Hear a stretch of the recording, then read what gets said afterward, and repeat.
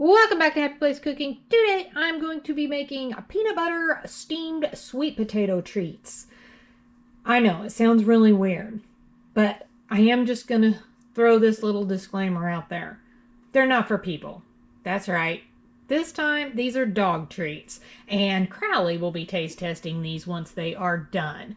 It doesn't seem like it's going to be too hard of a recipe. It might be slightly time consuming when taking in the baking time, but other than that, I don't think it's going to be too difficult. So, well, let's get started. The first thing I'm going to do is peel my sweet potato. And then I'm going to chop it up into pieces, mostly because I would like for it to steam a little quicker, and if it's in smaller pieces, it's likely to get done faster.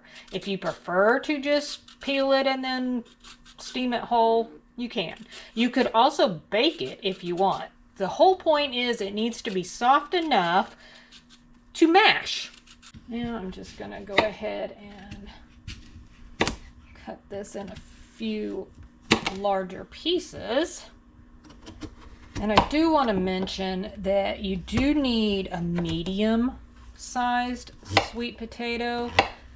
And if you're like me and did not know, a medium-sized sweet potato is considered to be approximately 5 inches long and 2 inches around.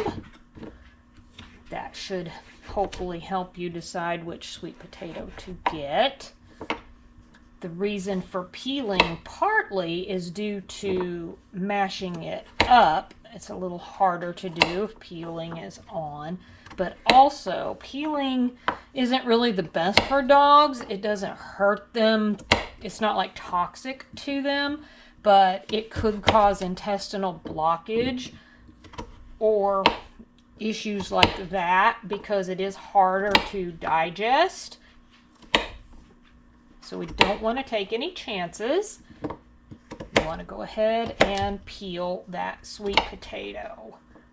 I have about 2 inches or so of water in the bottom of my pan.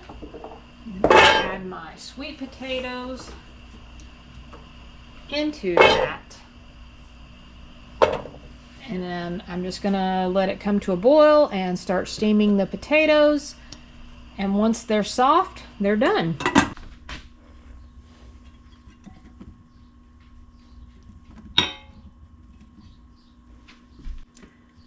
Those are nice and soft. Just gonna squish those up, get them all nice and mashed. I'm gonna add in 2 tablespoons of ground flaxseed, 1 tablespoon of organic coconut oil, 1 cup of oat flour, and a half a cup of all natural peanut butter. And make sure you do not get peanut butter that has xylitol in it. That is highly toxic to dogs. Always check your ingredients.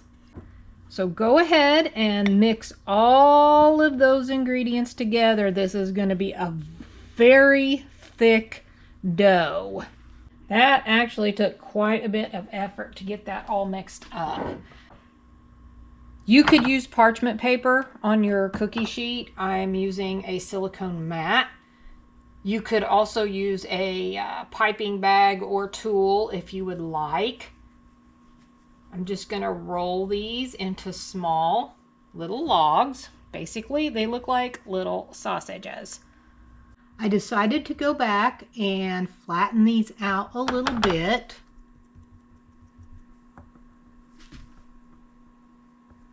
You don't really have to, but I'm thinking it might help the baking process if they're a little more flat rather than round.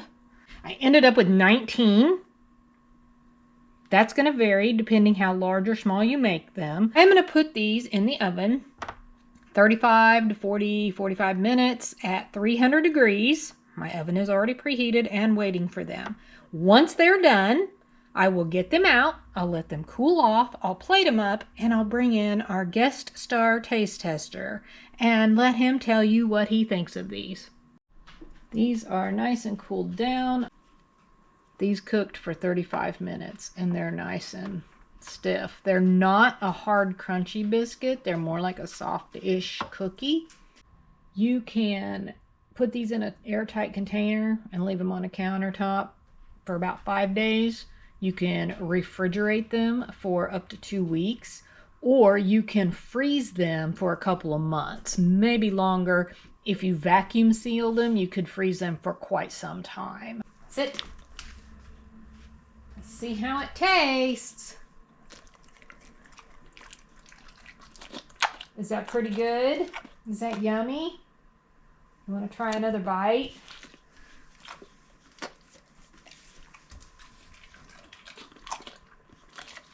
Okay, there's one more. Can you lay down?